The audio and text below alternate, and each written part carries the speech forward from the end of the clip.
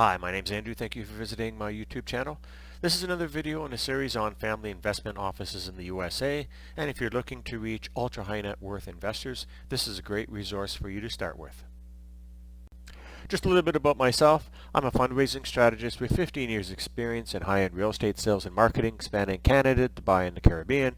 And over the last 2 years on Fiverr, I've assisted over 260 clients with startup fundraising, pitch deck refinement, investor outreach strategies, and custom investor databases. I also serve as an advisor to a New York private equity firm with funding commitments of $10 billion. This group diversifies across multiple sectors, including income-producing real estate, and engages in debt or equity financing ranging from $10 million to $100 million for each project. You can learn more about the services I provide by clicking my Fiverr link below. This video showcases Horowitz Group in California, and they are one of the 425 family investment offices in the USA that are included in my exclusive database of investors.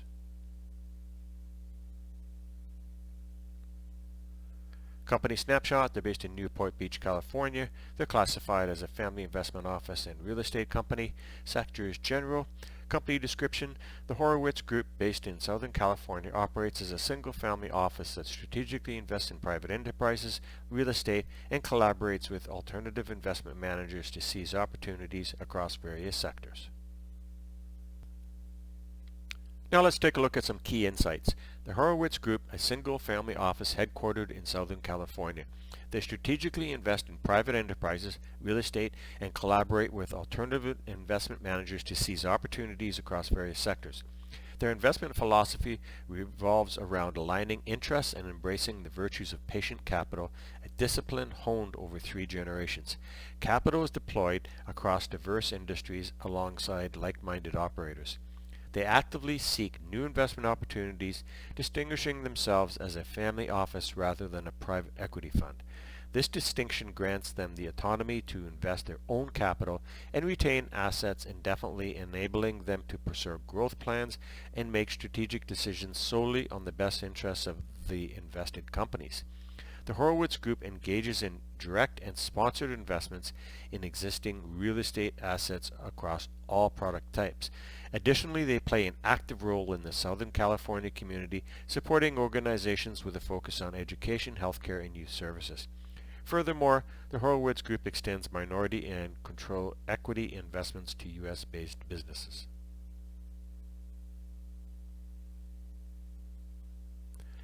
Now let's take a quick look at some of their real estate portfolio.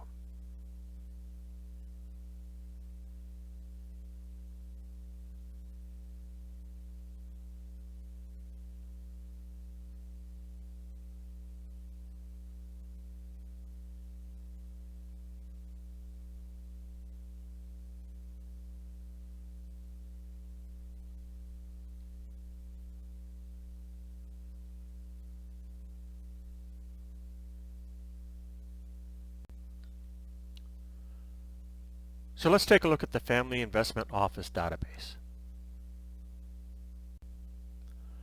So let's take a look at the database now. This is the spreadsheet for the Family Investment Office database, and in total there are 425 firms, and as far as actual contacts, there's 1,230 because there are multiple contacts for each company in many cases. So you can see as I scroll down to the very bottom here, you're getting the first name and last name of the key contact. This database includes contacts, so you're not going to get any info at or admin at contacts, but you can contact them via the website, which is also included. So in that you're going to get first name, last name, email ID, entity type. They're all family office, but it will show whether it's single or multi. The firm name, website, they've all been verified, which basically means I've already run this database through an email verification system, and every single website has been clicked. So they are all either family offices or wealth investment companies that handle the accounts of the ultra high net worth contact, and you would find those as multifamily offices. Now, one thing is important to keep in mind, that there are a lot of firms, or actually a few firms, that are selling family investment offices on the internet. Now, I buy almost every database. If you've watched my previous videos, you know that I have over 400,000 contacts. And one thing that happens with family investment office databases are they're usually very unclean, they're very unorganized, misclassified. In other words, this particular database came from 5,000 contacts. Yes, 5,000 contacts is a database that I purchased from a major group that had actually said that it was good as of 2024. Well, I can tell you that it's not good, because when I clicked the contacts, a lot of them were not family investment offices. What happens is these companies scrape the internet and they come up with something that might say family, and it just might be a investment company or a wealth manager, or even an insurance company that uses the word family on their website, and therefore you're getting a lot of garbage.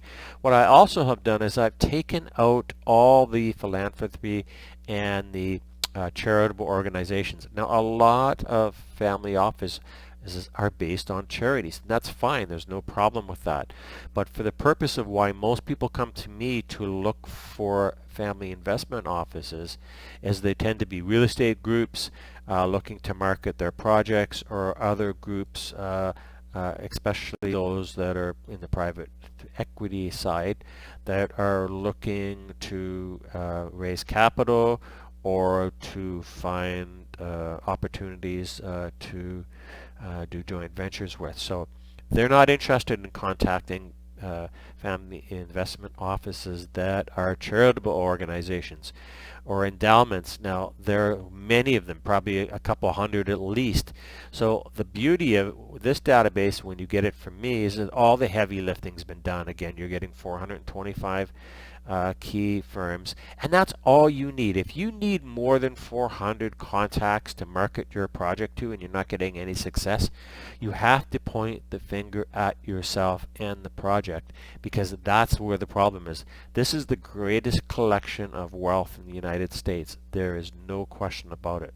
So it's really important to understand how you do your marketing. These databases are not to be used for spamming. They're more for research, so that you can actually try to add more contacts.